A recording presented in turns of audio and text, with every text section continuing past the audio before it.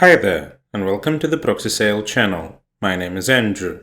In today's tutorial, I'll show you one of the simplest methods to configure a proxy in wget on Linux. Let's get started. Open the terminal. Execute the command displayed on your screen. Scroll through the list of commands to find proxy or use the search function for quicker navigation.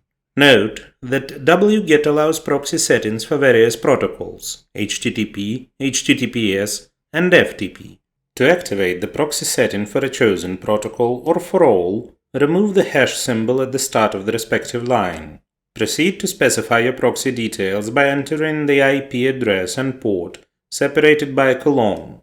For private proxies, the format extends to include your credentials. Input the IP, port, username, and password separated by colons. That's it. Your proxy is now operational. You're all set to download files using your proxy via wget. Let me remind you that your work as well as your accounts may be at risk if you operate with free proxies that can be found on a network.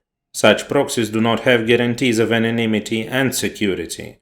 We recommend a reliable and trusted provider, proxysale.com, which will allow you to get proxies of any location with guaranteed anonymity and security for working on a network. The link will be in the description. Don't forget to hit the like and subscribe buttons. See you in the next video.